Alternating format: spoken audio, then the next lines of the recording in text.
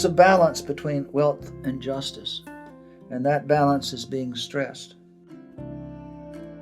We are a country becoming more and more divided by the haves and the have-less. The more we demonize each other, the more finding any kind of common ground will feel like selling one's soul.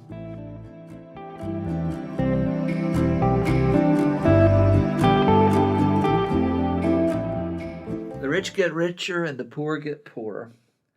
That is an aphorism first appearing in print in a poem by the English poet Percy Shelley in 1821, though not published until 1840, some years after his death.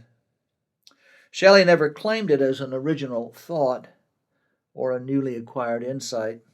Rather, he acknowledged the fact that it was an idea that had been in circulation since biblical times, maybe even longer.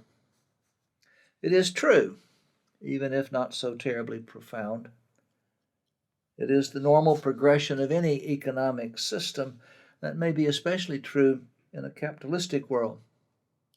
Money creates the opportunity to make more money. There are notable and many exceptions on both sides. Not every rich person stays rich, and there are those among the poor who do get richer. But the general trend is the testimony of history. The rich get richer, and if there is any kind of finite limit to available wealth, the poor get poorer, if only by comparison. Imagine a pie chart representing the total wealth available in the economy, with different levels of wealth identified by slices of the pie. If the size of the slice of the pie representing highest income increases, other slices must decrease.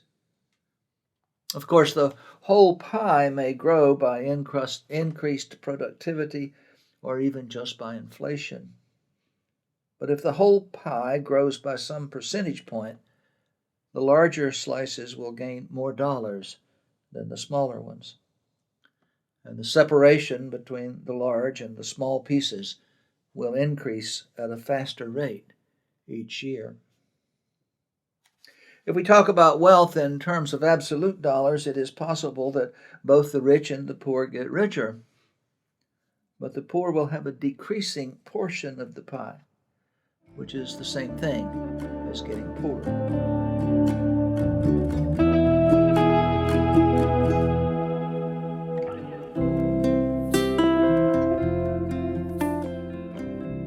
From the year 2000 until 2016, the net worth of the upper third of the population of the United States increased by 33%. The lower third lost 45% of its net worth, and the middle third lost 20%.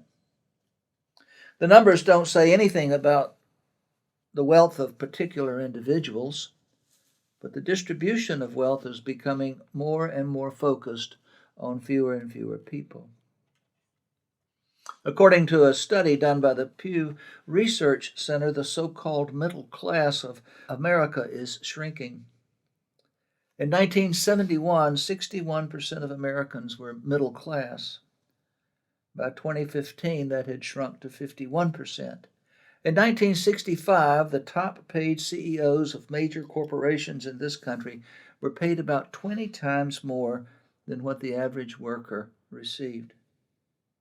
In 1978, that had risen to 30 times, an increase of 50% in 13 years.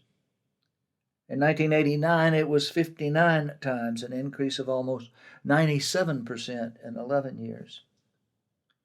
In 2021, the average pay of a CEO of a major corporation in this country was 399 times the average employee of the same company.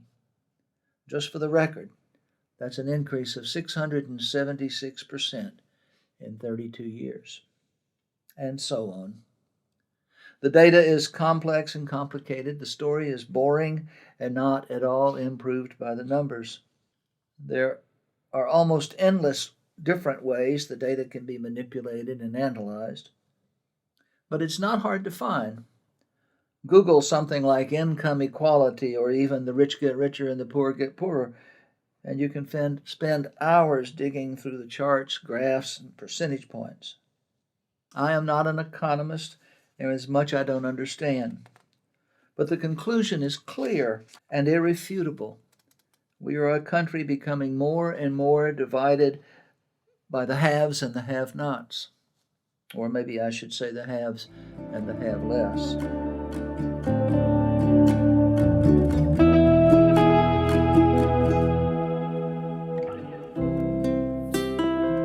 In May of 2008, Bill Bishop, a journalist and social commentator, co-authored with Robert Cushing, a retired college professor, a book called The Big Sort, not to be confused with The Big Short by Michael Lewis.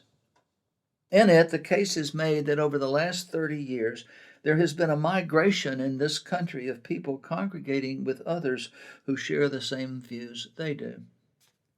There is something of a positive feedback loop. Like-minded people are tending to cluster together, and such clustering tends to make people more like-minded. To put it in the simple or perhaps simplistic jargon of our political world, few states are really red or blue, but a mixture of both. Counties, on the other hand, are red or blue and becoming more so. People are choosing to live and socialize with people who share their values.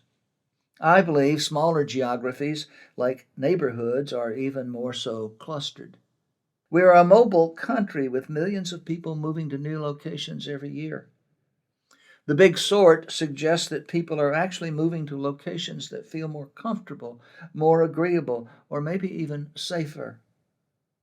Of course, it isn't everyone, and it isn't even necessarily a conscious decision.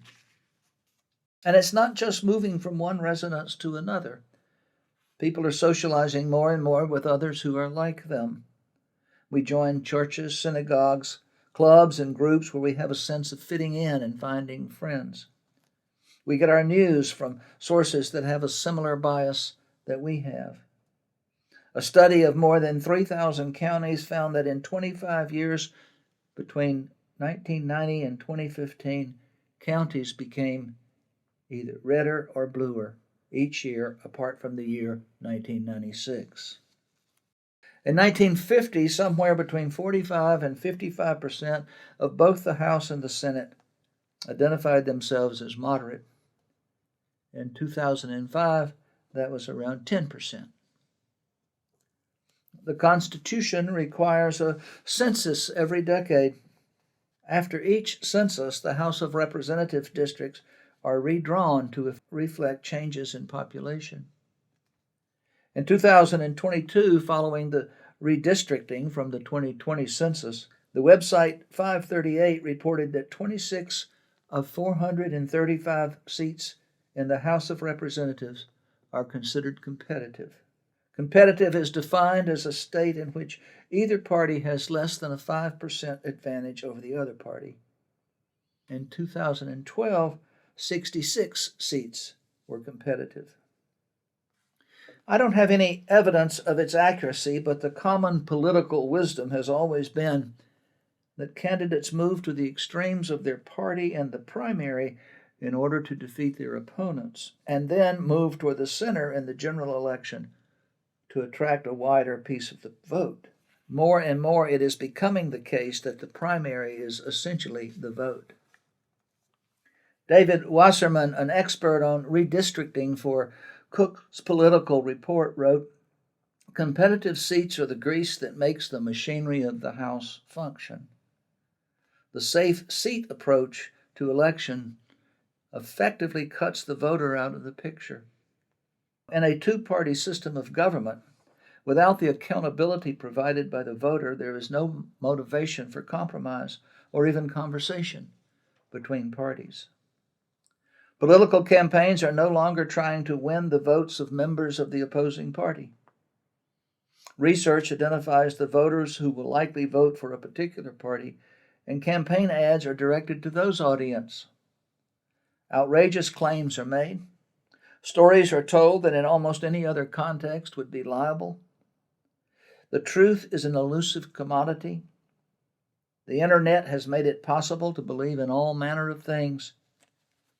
People of my generation came to believe that if something was in the news, someone had checked it out to make sure it was true.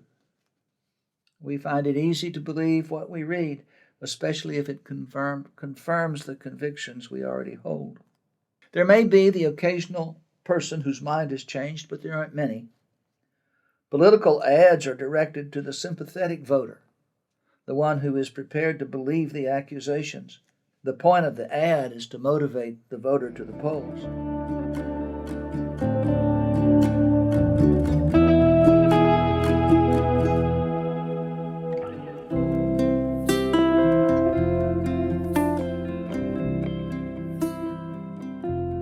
There are other lines along which we are a divided country, and all of those are traceable to money and power, the core values of the religion of politics.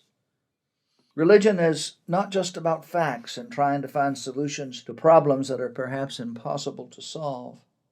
Religion is about faith and passion and the quest for absolute truth. Religion is not reasonable. Religion is emotional. When you believe you have the truth, it is hard to open your heart and mind to those who have a different truth. The ability of a two-party system to govern depends upon the willingness to work together and compromise. There has to be give and take in any kind of conversation that is meaningful. You never reach a decision that is perfect for everyone, but you make progress in incremental steps. But do angels compromise with the devil? The more we demonize each other, the more finding any kind of common ground will feel like selling one's soul. The pages of history are filled with religious wars. Actually, I believe most wars have money at their root. But if politics becomes religion, then it only makes sense to dress war in righteous clothing. I don't know what will happen or how all the animosity and polarization of our world will be resolved. Or maybe it won't be resolved, but will just erupt into something else. I don't believe that war or violence of some sort is inevitable, but neither do I believe it is impossible. We are arming ourselves and choosing sides already. I do believe we live in dangerous times.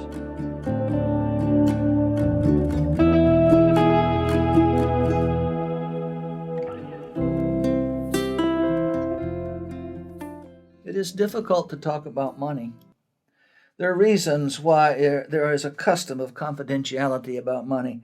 When people start talking to me about money, my instinct is to put my hand on my wallet. Wealth is a relative thing, and we are all susceptible to the temptation of comparison. We tend to compare ourselves upward. There are a lot of people richer than I am. I resist and maybe even resent the implication that I have too much. It's easy to feel the judgment of others about the money we may have. It seems like an invitation to feel guilty, and that's no fun for anyone. And there is nothing wrong with wanting a share of the good things in life.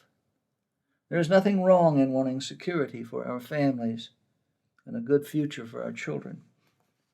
The problem emerges when there are no values governing money. There is no balance. The problem is when the separation becomes too great. There is a balance between wealth and justice, and that balance is being stressed. In one sense, history is a series of stories about nations and places where the rich got richer and the poor got poorer, until the rich got too rich and the poor got too poor. After all, there are breaking points. There are limits. We live in difficult times, but as C.S. Lewis says through one of the characters in the Chronicles of Narnia, these are the only times we have. They are our times. So what shall we do? Shall we throw our hands up in despair? Shall we buy a gun and prepare to do battle? Shall we find others to blame? I want to talk about that next.